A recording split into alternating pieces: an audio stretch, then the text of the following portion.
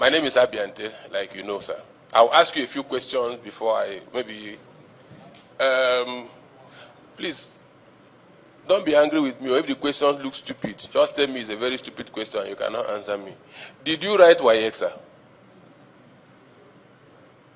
I did. What year, sir? 1986. Okay. What time did you write your own exams? There were morning papers and there were afternoon papers. What time did you, can you remember the time? At that time, I remember it was 8 a.m. and then some papers were for 2 p.m.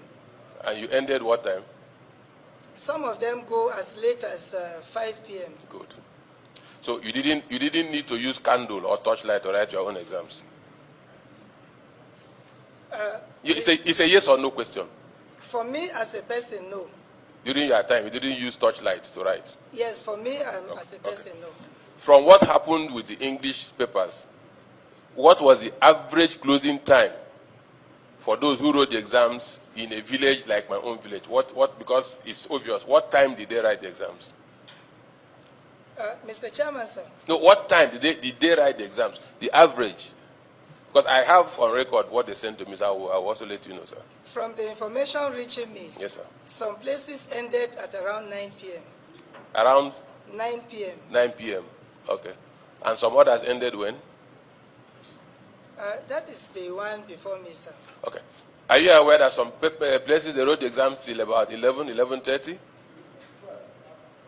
Are you aware? I'm not aware, sir. You're not aware. So if we show proof, will you admit? No, even without showing proof. WAEC is also not limited to Nigeria, am I correct? West right, Africa. Okay. Yes. Which other country did the candidates write exams by 11 p.m.? Which other country? I am not aware of any because... Except Nigeria. To the best of my knowledge. So yes. It's only in Nigeria. To the best of my knowledge, yes. Good. So that is very easy to find. It is a collapse of whatever, logistics or gross incompetence. Am I correct? You have more than one country, 2, 3, 4 countries, and it's only in Nigeria that they had to write the exams by 11 p.m. So other countries did very well in managing their logistics. In Nigeria, we failed. Admitted? Okay. Is it a fact, sir? In my village, there's no electricity. Not even in my own house, talk less of the school. Are you also aware that some people left for the examinations without food? They were hoping that when they finish writing the exams, they will get back to their houses to help their parents cook the dinner for that day. How will a small child, a candidate, wait until 11 on hungry, empty stomach, and the person will be assessed at the same level with the man in Maitama who probably sat in an air-conditioned classroom to write the same exam?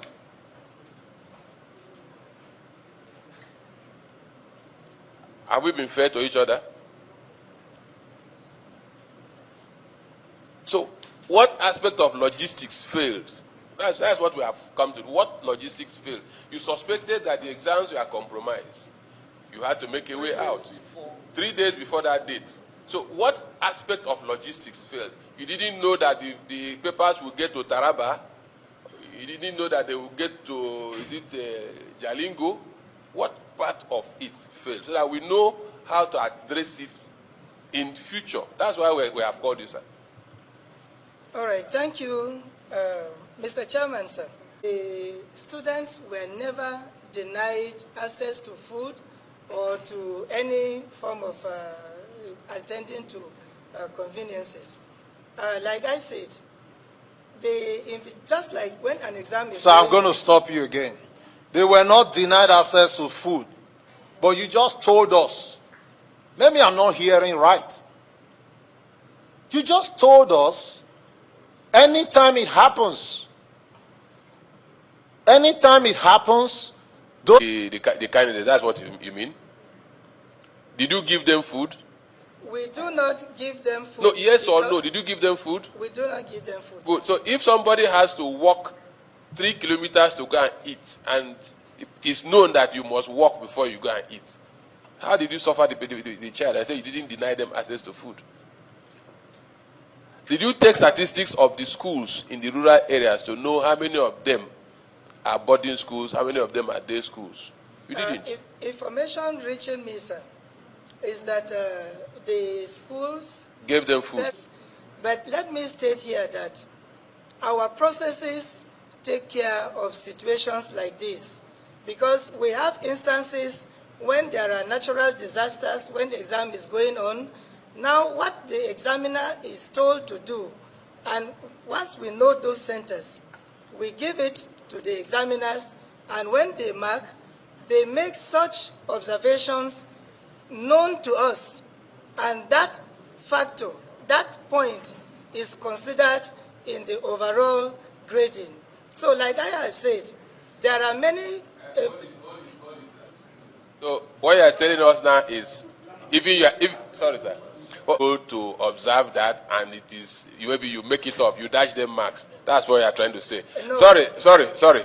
I will now put it to you, sir, that the very thing you told us you were trying to avoid, that you indirectly or directly aided it, and I will tell you how. You suspected that there was a leakage in the questions. No. You suspected that there was leakage. And to make sure that that is not true, you had to change the questions. Good. You allow some people write by 3 o'clock. Some people wrote, you said it didn't affect everybody, correct? Good. And you kept my brothers, you kept my sisters, you kept my cousins in the village, and allowed me to write the exam here in Maitama or here in Abuja. I finished by 5 o'clock, and my sister calls me and says, we have not started. I say, oh, you have not started? Okay, question number 1. This is what they asked. Question number 2. This is what they asked. In this era of internet and phone. So that thing that you said you are trying to avoid, you indirectly aided it, because between that 5 o'clock and 9 p.m. that they had to write the exams, of course, They have to start by 9. so they're telling me 12, 10. Between that period, head of WAEC, sir, people around the rural areas that are affected should have had adequate knowledge of the questions that you asked.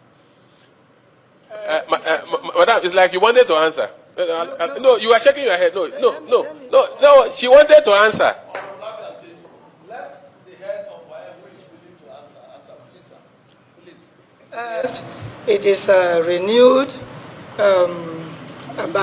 biannually, and such infractions and actions and inactions are clearly spelled there, and the way to proceed with such infractions when they arise.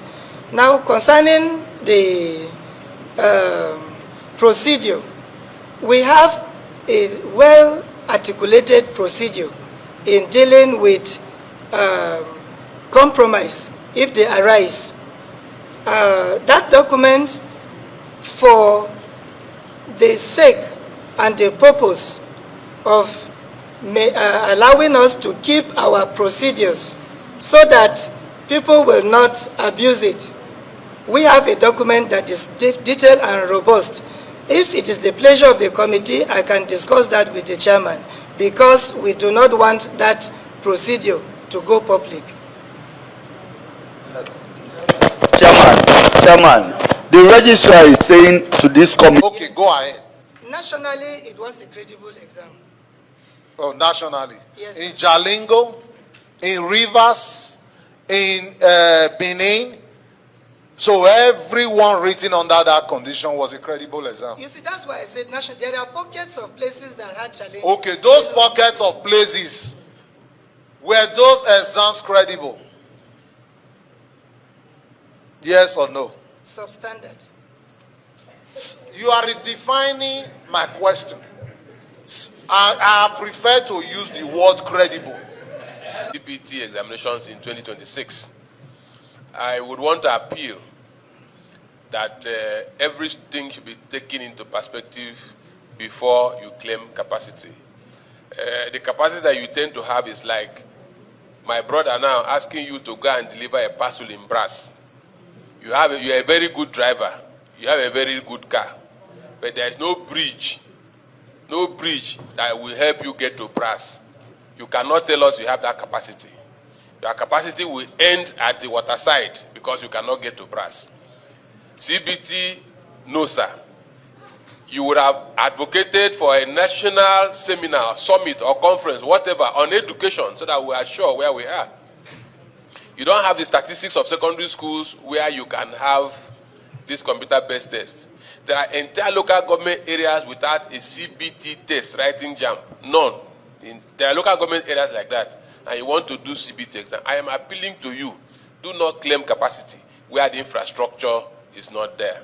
Whether the minister has given a matching order, tell him that Nigerians are not ready. If he doubts you, he should convoke, not the ones they do in Abuja. They should go and find out for themselves and have the statistics of schools that have infrastructure for that exam. We complain every day that the standard of education is being lowered. Then you're asking people to, objective is just like tumbo. Even somebody who didn't read can pass and have A1. Tumbo. So I appeal to you, do not tell us you have the capacity for CBT test. And what you do here in the name of WAEC exposes us to ridicule within the sub-region. Some of us are regional parliamentarians. We meet our colleagues in other countries. We are faced with this ridicule. We saw your people writing exam by 11 p.m. using torchlight. So please, help us. We pride ourselves as the giants. Let us not be the sleeping giants. A living dog is better than a dead lion. Thank you. Chairman, thank you very much.